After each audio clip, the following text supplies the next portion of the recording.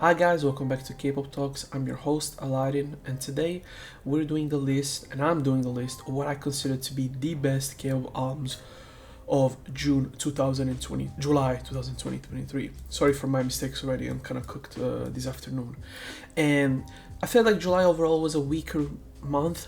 So even finding a lot of projects that I thought were amazing was hard. But I think that even though there weren't many albums that were incredible, I thought there was a lot of albums that were either good or very good. And normally I would think it's more common to find exceptionally well project or bad project. It's hard to find things in that are just a 7 or a 6 in general. So this month was a little bit different than the others, I would say. So there's a lot of projects, but not a lot of incredible projects. Okay, so let's get right into it because we have a lot of albums to talk about.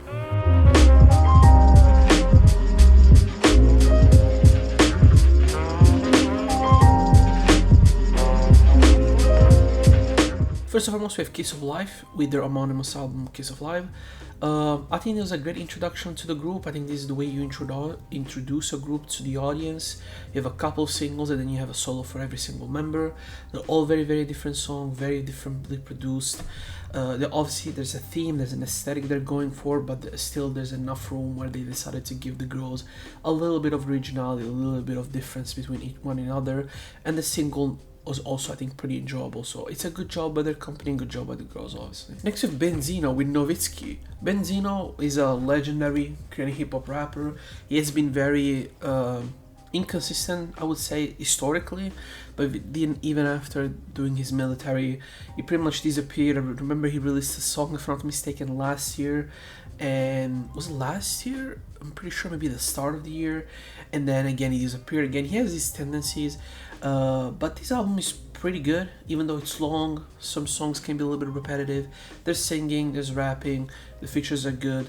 There's different styles of production from new school, old school, soul, interesting samplings, and again more poppy type of songs. So he did a good job, I think, in that aspect where he was able to do different styles. I think do them overly pretty well, even though for an album that it's almost an hour long, and it's hard to pull that off, I think, in general, specifically in hip-hop, right, for an artist that hasn't been around for some times at this point.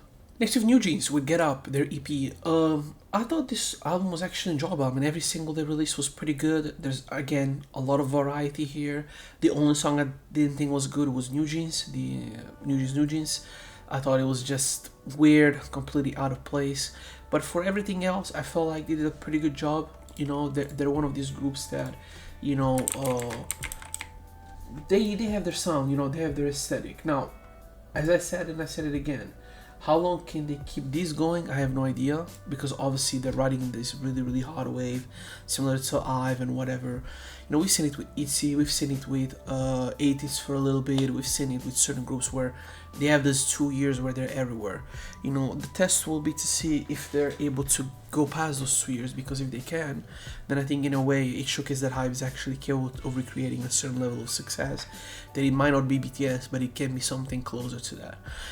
Overall, pretty enjoyable project, fun vibes, pretty good singing, and I think the fact they were able to find a very original style in K-pop in such a short time, I think it's a testament to Min Hee-jin and the way she runs things, and the girls, because obviously they're putting a lot of the works, and obviously the people that work with them, they all have a clear mind of where they want to take the girls marketing wise, aesthetically. They might not necessarily have a very strong image in terms of a group, but they definitely have a strong image in terms of their music, and that's the most important thing. Next is Sandra Park with Sandra Park. A lot of anonymous projects this month. I thought it was really fun. I've seen people say, oh, it's not that fun, oh, it's boring. I thought the productions were cool, the B-sides were very enjoyable, even the song that was produced by Greta was really cool. Overall, Sandra Park released an enjoyable project, in my opinion. For somebody that obviously at this point does music more of a side thing, it's more of a hobby, it's more for fun. She's obviously focused on her endeavors and other things, so she has other things she's doing, but I thought for a fun project, she did what she was supposed to do. This is what a fun project is, in my opinion. It's not a Chiaro Pamyu type of album, obviously, but for a K-pop album being this fun, this vibrant, it's pretty rare, I think, especially for an older idol. Next to Cardi with Inside Out. Cardi, they were the revelation for me this year. A Korean rock band that I actually enjoy, that have fun different styles of writing music, of playing the instruments, of actually performing. I love the fact that they're a co-ed group vocally, so they have both a female and a male lead singer, so they can play around that a little bit more and create certain interesting things similar to what Cody Lee does as well, which I've talked about in I think June, if I'm not mistaken. So they're the type of groups that I think if they know how to use their strength correctly, they can be very good. And I think in the case of Cardi, they've done it. So go check it out if you're into rock music, into K-rock specifically. I think you'll enjoy it. Next to Jay with Blue Moon. Jay, who's what's his name? Icon member, released a project that really surprised me because it's actually very good. I always knew he was a good singer. I didn't know he was this good, and you know, he has this very Taemin-like vibe with these very laid-back, elegant, sexy productions, a little bit ethereal as well, a little bit kind of like ghostly, but you know, he does a very good job on them, and it's nice to see somebody coming from these groups, as we said, and really showcase their individual talent more through singles like this, through albums like this more than singles. Next we have Mire with Boys Will Be Boys. I've seen a lot of people being very negative about this project, and I don't really understand. It's a fun album. It's really fun. I thought it was very catchy. It's cute. It's obviously, the title implies that it's gonna be very not to be taken too seriously, and I think they really nailed that vibe. The production is enjoyable, even though it can be very generic in certain areas. I think they were able to play around that with their playfulness in a fun way. So for me, Mira did what they were supposed to do. Now again, is this my favorite album of this year? No, I wouldn't say so. But I think the problem is every time we talk about a group like Mira, who at this point have been around for some time, no? They've been around for either a year or two. So I've been for 2 years at this point, going to their third. For me, this is a good project. This is a project that showcases a certain amount of I think understanding of who you are, and also being able to play around and not take yourself too seriously. From the single, from everything else, I felt like they were able to nail that pretty well overall. Next is Sparky with Dressing Room. Now Sparky is a super like underground artist. Nobody really knows who she is, I think. And this album really surprised me because when I heard the single, I was like, the single is fine, whatever. You know, it didn't really impress me that much. But then when I go into the project, I hear hip hop, rock, pop, jazz, and like less, just a little bit, but specifically these three genres, and they're all done pretty well. I mean, it's surprising. It's surprising because again, you go for an album that you know nothing about, by an artist you've never heard of really, and she's able to, I think, take home oh shit, that was a huge B, a very enjoyable project in my opinion. So congrats to her. This is made from an artist individually, and she was able to take one of the most interesting albums in terms of fusing these two genres together and doing a good enough job where even though the songs don't necessarily fit with each other in the context of the album, it works. It's hard to really explain, but I think it works. Overall, I had a lot of fun listening to this album, which is very different from the next one I'm going to talk about right now. In fact, the next album I'm going to talk about now is Yura with One. I mean, this album probably from a vocal standpoint is the one that I've enjoyed the most. Yura's vocals are incredible, and I love the way the jazz, the blues influences are everywhere, the R&B obviously, the Korean way of making music, it's there, the classic Korean ballads, there's a little bit of everything mixed with incredible high-level vocals, and an entire vibe that I think it's pretty hard, I would say, to find in Korea in general. Being able to do music like this, I think it's very, very hard. And to do it the way she does, obviously there's alternative pop, alternative rock as well, but you know, I like the way she's fused all of these into her strength, I think, because obviously it allows with her more deep and like low voice to really fit with this style of music better.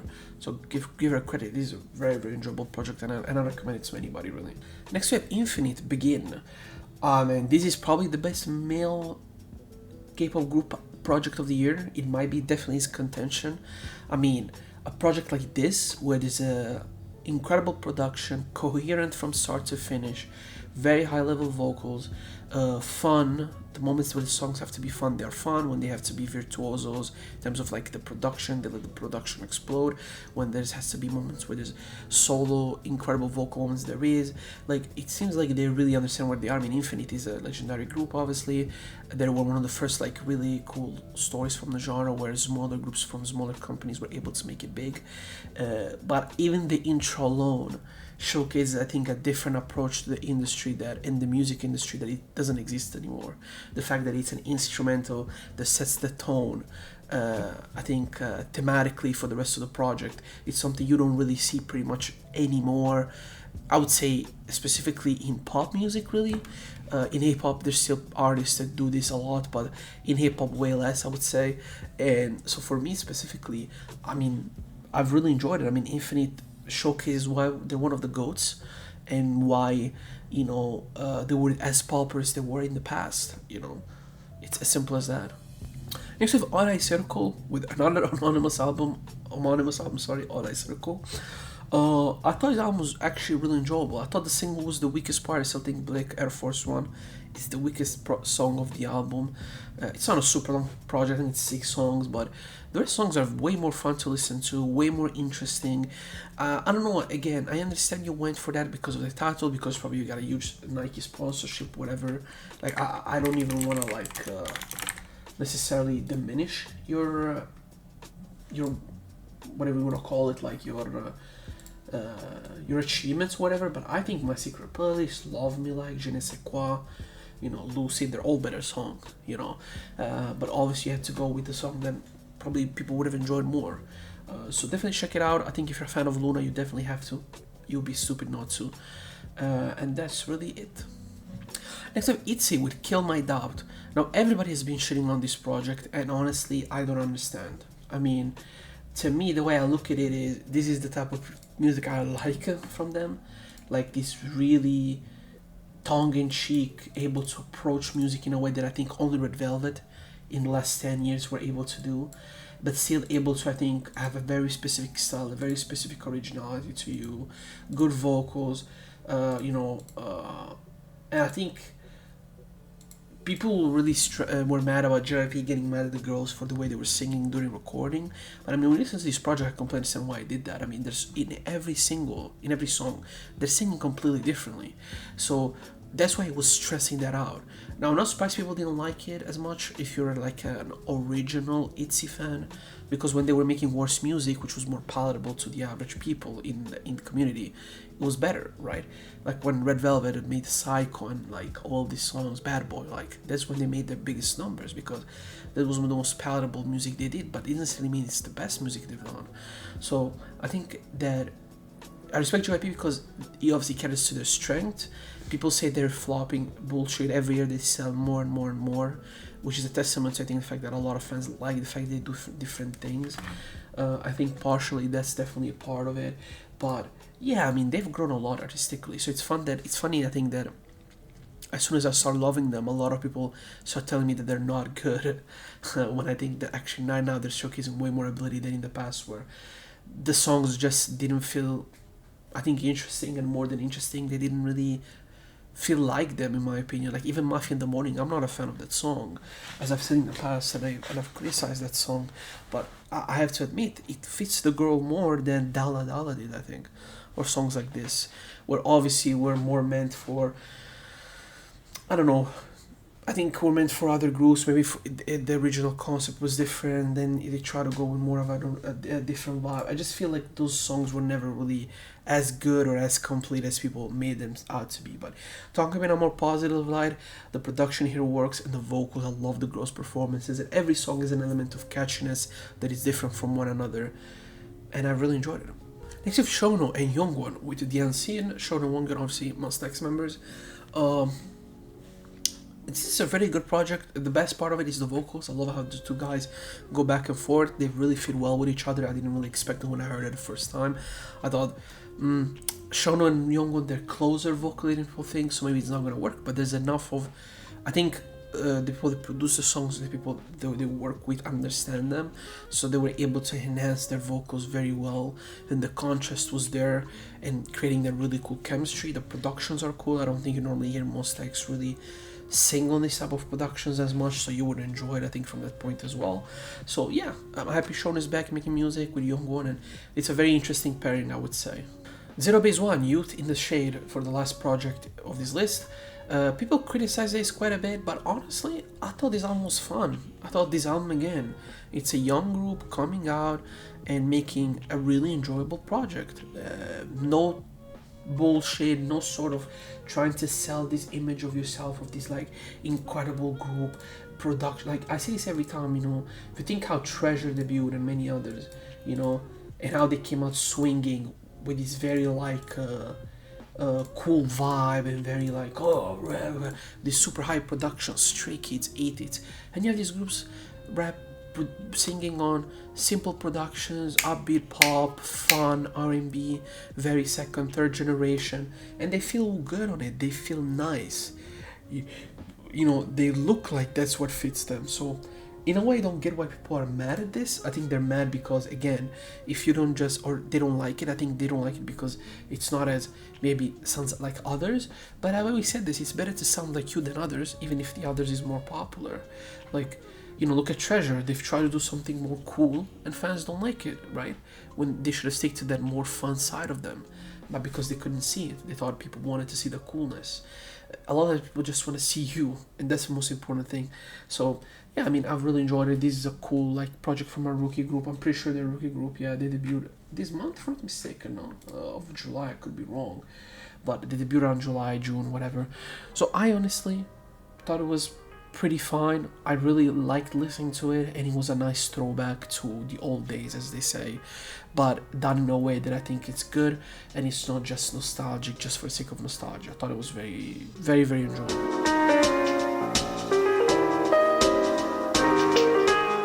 And this was the list of the best albums of 2023 in July. I thought those could have variety, some solo from idols, non-idols, rapping, girl groups, boy groups. Overall, there was a nice variety, and that's the most important thing at the end of the day. Probably the most interesting month in a sense for solo stuff, because like I look at Spark, I look at Yura, you know, partially even Jay, Benzino. I mean, they're very different artists, and inside of them, inside of their own project, they tried something different here and there. You know, Benzino, I didn't expect him to sing as much as he did, and on this type of productions, I mean, he didn't sing that much, but some vocals, I didn't expect that. I didn't expect Yura to use some of these type of blues and jazzy productions, because she didn't really use them a couple of years ago. Sparky, he would go from rock to hyper pop to J-pop to rap in a second, and it was all done fine. That was actually good in a lot of cases. So I thought it was very interesting listen. In terms of, I'm happy for boy groups, I'm happy for the male side of idols. Again, they're making good music after a time where I think they were struggling to release solid songs for months. So good good second part at this point of the year for boy groups, we have to be honest about it. So this was it for my list. Tell me what were your favorite albums of July 2023. Leave in the comment your list, and see you next time with another video. Goodbye.